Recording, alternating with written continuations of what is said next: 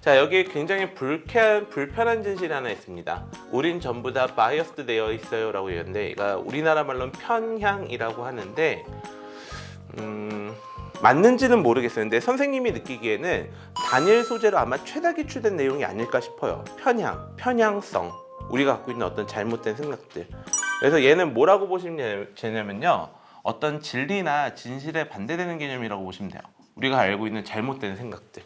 2013년인가요? 12학년도쯤에 컨퍼메이션 바이어스라고 하는 것들이 한번 나왔어요. 확증 편향이라고 하는, 여러분들 아마 한글로 된 요새 보도 보다가도 많이 보시게 되는 단어일 텐데, 그 확증 편향이라고 하는 게 한번 수능에 나온 이후로 편향과 관련된 소재들은 정말 많이 다양하게 계속 다뤄지고 있고, 매년 한 개 정도의 지문들은 꾸준히 계속 바이어스들이 나오고 있어요.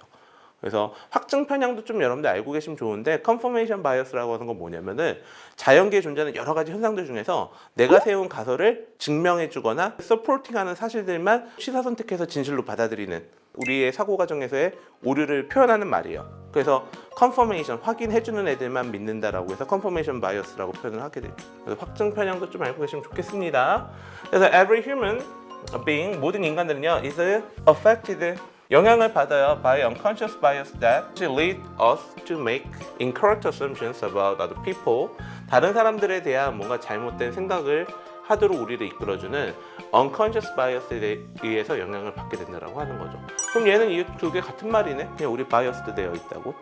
자, everyone, 모두가요, to certain extent, 어느 정도로는요, 선생님이 이 표현 중요하다고 했어요. to a extent, 어느 정도는요, bias is a necessary survival skill. 근데 우리 이 bias라고 하는 게 어느 정도는 생존을 위해서 필요한 걸지도 몰라요. 여기까지 내용만 정리했을 때는 우리가 되게 편향돼 있는데, 이 편향성이라고 하는 게 어쩌면 생존을 위해서 필요한 걸지도 모른다라고 얘기를 하는 거죠. 그러면서 여기서 이렇게 if 하고 얘기했으니까 어떤 예시나 사례를 통해서 바이어스라고 하는 게 왜 생존에 필요한지 설명을 하는 거겠지? If you're an early human working around the jungle, they may see an animal approaching. So you have to make very fast assumption whether that animal is safe or not, based 뭘 기반으로 해서 solely on its appearance, 외형만 보고 빠르게 판단을 해야 되거든요.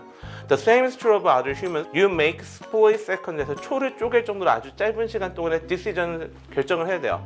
About threats in order to make plenty of time to escape, 탈출하기 위해서 위협에 대해서요, 굉장히 빠른 판단을 해야 되거든요. If necessary, 필요하다면요.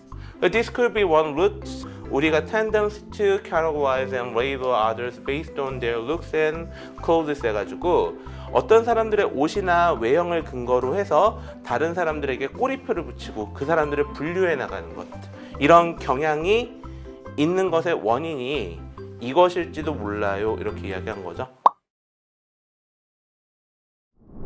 자, 여기까지 정리하고 선생님이 먼저 하나 물어보겠습니다. 여러분들아, 이 지문에서 그러면 바이어스라고 하는 건 좋은 거야, 나쁜 거야? 좋은 거죠. 이 편향성이라고 하는 게 뭐로서 기능하게 돼요? 우리의 생존에 도움이 되도록.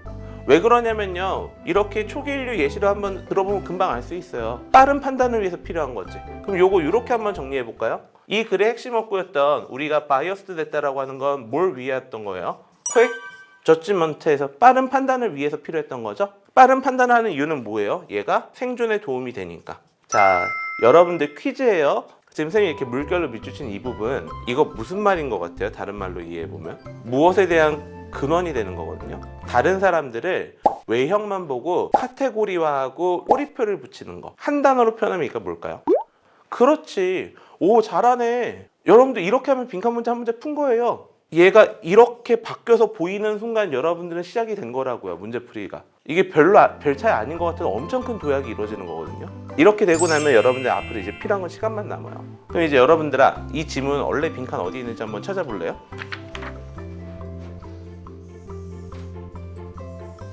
여기가 빈칸이죠.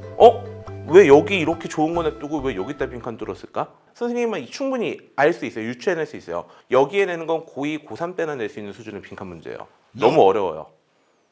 근데 여러분 지금 여기 이거 읽고서 편향이요 이렇게 얘기했네? 이렇게 미리 1학년 때 쉬운 질문 갖고 연습을 해두시는 게 좋다고. 그래서 그럼 나중에 얘를 갖고 이렇게 채우는 것도 가능해져요. 자, 그래서 이 글에서 키워드만 찾아내는 문제로 살짝 바뀐 거예요. 문제 난이도가 많이 톤 다운이 됐죠. 바이어스라고 우리가 흔히 일반적으로 생각하는 일반적으로 세모라고 여기는 게 사실은 이런 거야 라고 하는 형태의 주제는 굉장히 자주 나오죠.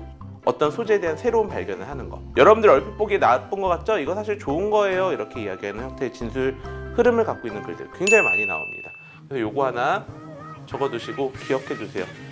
뭐 새로운 의미를 발견하거나 새로운 의미를 첨가하는 형태의 글의 진술 방식이 존재합니다.